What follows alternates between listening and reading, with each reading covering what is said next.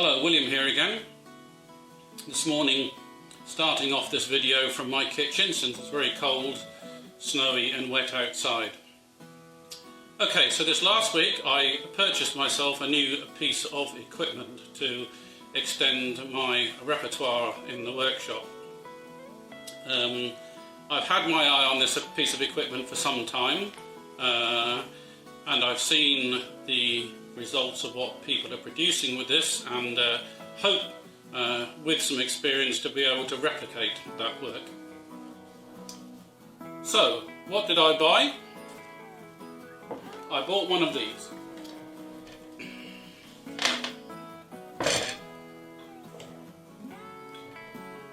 This is the Paul Howard fluting jig, and it's designed to do fluting work and router work on a lathe.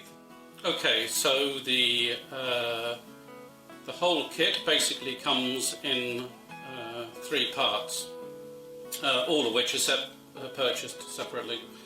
There's the router jig itself, there's the indexing plate, and also a hinged base. There's very little assembly to be done. It doesn't come as a kit. The router jig itself only has to be fitted to the base plate and fit your router in place, of course. The router jig itself does come with a quite comprehensive manual, which Paul includes as part of the package, but to be honest, it's fairly intuitive to set it up. But you can download the manuals and the instructions for all of Paul's equipment direct from his website before you make a purchase decision, which is quite useful, of course. The router jig itself, I think, will fit just about any lathe, and it's adjustable from the collar size to the height and the distance to the cutter, and as well as having a micro adjustment feature in the vertical plane. It's worth mentioning early on that all of this equipment which I've bought from Paul Howard has a feeling of quality about it. It fits together very precisely and locks into place with no movement at all. Precision, of course, is going to be very, very important, particularly if you're going to use very small cutters for making very fine lattice work, for instance, or on a bowl or on a platter. You want it to look nice and accurate. It's also worth mentioning early that if you're going to use a guide bush here, that the normal length cutters you might associate with your router are probably not going to do, and Paul has actually produced a list of recommended starter cutters, a starter set, which have all got 38 or 40 millimeter shafts on them. The guide bush here, one of which Paul supplied made from oak, is for using the router in a freehand mode, and this will follow the contour of the piece you're working on. You can make these yourself out of anything, out of plastic or nylon or wood, and obviously the shape of the end of the guide bush will in fact dictate the type and the depth of cut that you're going to get from the router.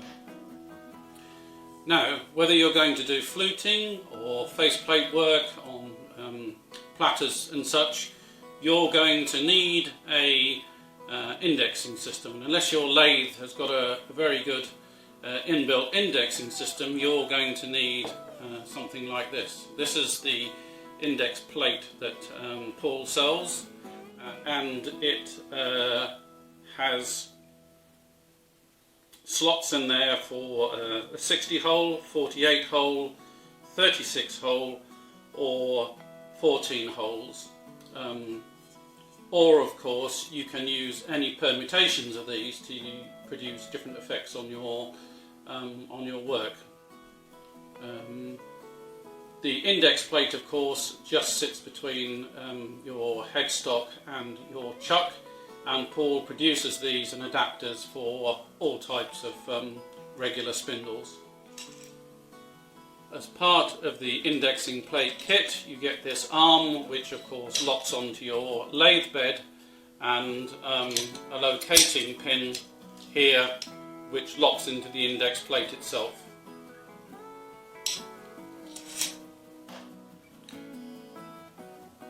Lastly, I also obtained from Paul this hinge kit, which allows you to dismount your router jig from the base plate supplied with it, and to mount it on this, which will give you the ability to do arcs, which again I can see is going to be especially useful for faceplate work. Okay, I wanted to minimise on the waffle in the kitchen and move across to the workshop, because I believe it's better to see the equipment in context rather than just talking about it here. But before we move across there, I do want to say that I don't pretend to be an expert in this equipment. You're seeing my use of it in real time. I'm not an expert wood turner, having been turning for less than 3 years, and in fact I've never used a router. I'm merely inviting you to join me on the journey with this new equipment. Okay, we're out of the kitchen into the workshop, and I'll start off by fitting the index plate and arm to the lathe, because just about whatever you're going to do, you're going to need that equipment on the lathe. Before we mount any equipment on the lathe, there are multiple warnings in Paul's instructions to make sure that the lathe is switched off before you mount any equipment on it. I have switched mine off and unplugged it. Okay, mounting the index plate on the lathe doesn't present much of a technical challenge. That's about it. And it can either be secured in place with a chuck or a faceplate. In this case I'm using a 3-inch faceplate because I intend to use the spindle. That's it. I managed to do that without messing it up. Okay then, to fit the arm, obviously it needs to be as close to the plate as possible to make sure that it doesn't move. And immediately I can hit on a problem here, and that the bolt is too long, and in fact I would not get the plate underneath here because of the we're on the end of the bed. Now I can overcome this of course quite simply by moving the headstock forward and then fitting the plate as it's intended. Okay then, so off camera I've moved the headstock forward slightly. I realigned it with the tail stock because we're going to be using this first on a spindle.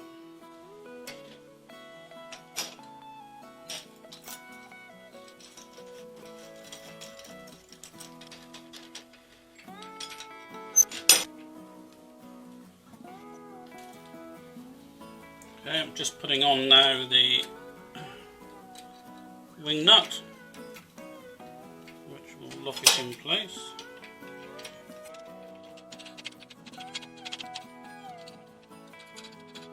So, okay, having found the optimum adjustments on the locating pin and the locking pin, I can tighten up the jig.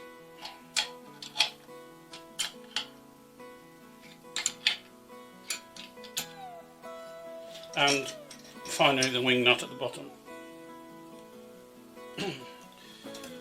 That's not going anywhere. And this is of course a reason why you want the power turned off the lathe. If you're like me, when you're operating multiple tools at the same time, I often switch the wrong thing on and off. In this case I think it would prove to be a catastrophe.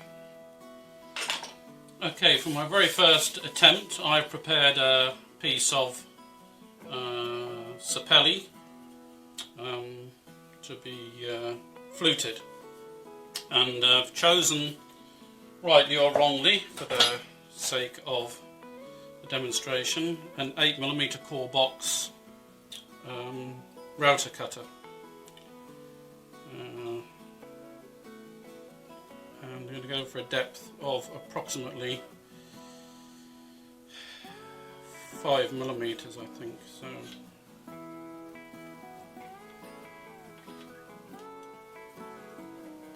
okay, so I've set that to about 5 to 6mm, which means I can then tighten up the router cutter.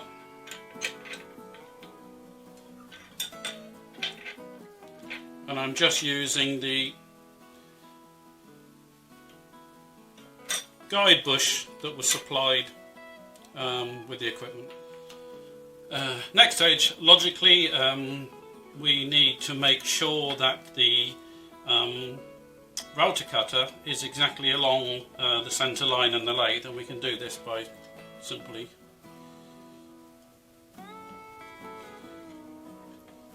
roughly adjusting and making sure it's in line with the tailstock.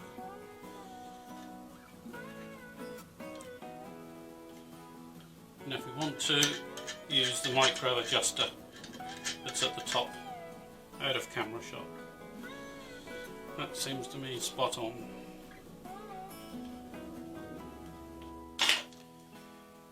Right, so in its most basic form we're going to have the sapelli spindle with the jig mounted on the base plate, and the base plate directly slid along the bed of the lathe. Now, I'm sure we all keep the bed of our lathe very clean anyway, but of course if you're sliding the router jig along it, it's very important that there's no dirt or bits of oil or stains or varnish or anything on there, because it could end up losing accuracy in your cut. What I've done, in fact, I use dry lubricant on my lathe bed, and I've used some on the base plate, so it slides up and down the lathe bed very easily with one hand, almost effortlessly.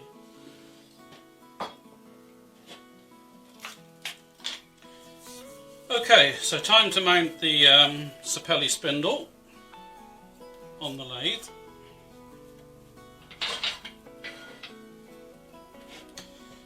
Already I can see the banjo is probably going to be in the way, so it's a good idea to remove it if you've got something long.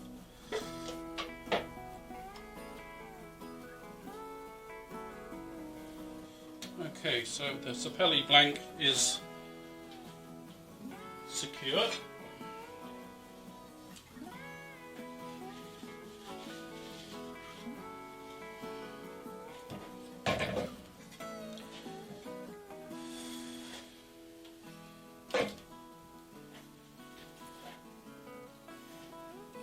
That's quite tight here, but achievable. Okay, so a quick check then. Lathe switched off. Index plate secure. Okay, so it's on its first outing. I'm going just to make the basic 14 passes over the spindle. So here goes nothing.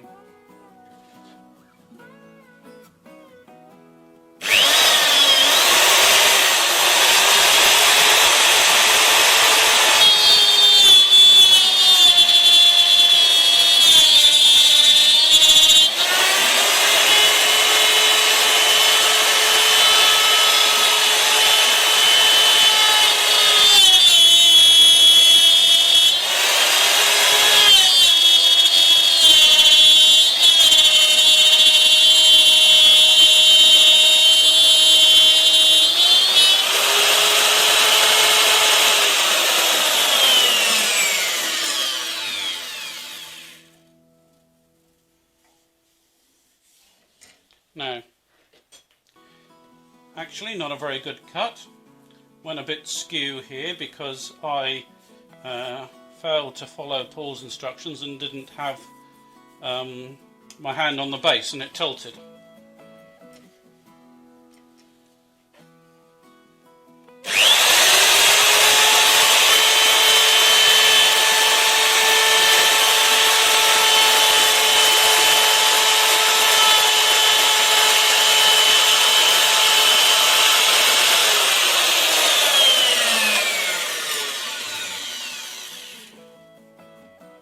Also, you can see here that the depth is probably set a little too deep. Okay, I've adjusted the router cutter off camera, and I need to move the index plate to the next hole. Please note that the index plate lock was not correctly set on the first pass, but I have subsequently set it correctly for all the further passes.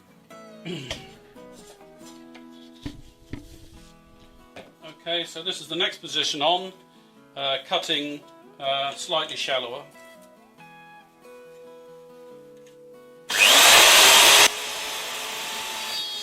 When I started work with the router, I did not have my dust extraction system on, but this old Sapelli is very dusty indeed, so I stopped halfway through and switched it on.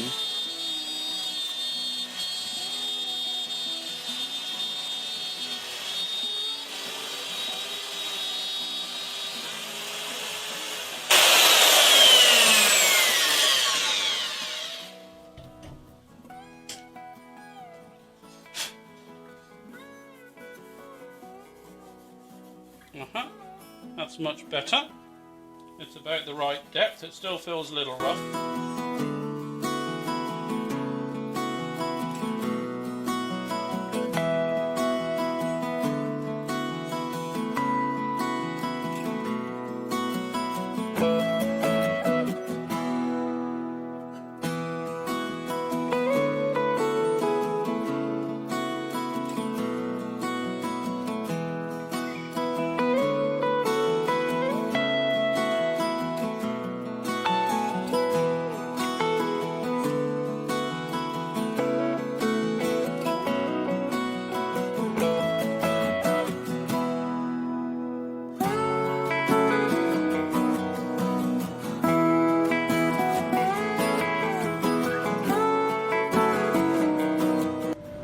So that's all 14 passes completed. You can see there are in fact 3 errors caused by me moving the router out of the vertical plane, and this was caused in all cases by my failure to have the hand on the base of the router. Okay then, so I've cleaned up the spindle a little bit with some abrasive and also slapped on some sanding sealer just so you can better see the result. I'm quite happy with this first attempt with this equipment and with a router. I'm not bleeding, I didn't break anything, so I'm going to count this as a win. As far as lessons learned go, obviously the big one for me is the fact that you must keep your hand at all times firmly on the base of the router to prevent movement in the vertical plane, because we've seen what happens if you don't do this. Secondly, for spindle work at least, you must allow sufficient space between your project and the index plate to work underneath it. Otherwise you will end up losing control of the router in the vertical plane. Thirdly, it's become obvious from even this simple task that the type of router cutting, the depth of cut, and the number of iterations all require to be carefully considered before you embark on a project with this equipment. The equipment is certainly living up to its reputation. I'm very impressed with it. It's got a very positive feel, and I'm looking forward to expanding my capability with this equipment in the very near future. Thanks very much for joining me on this first outing with the Paul Howard fluting jig. In the very near future I'm going to attempt 2 more projects. The first one's going to be a small fluted pot in elm, and the second one is going to be a sycamore platter with some simple external flutes.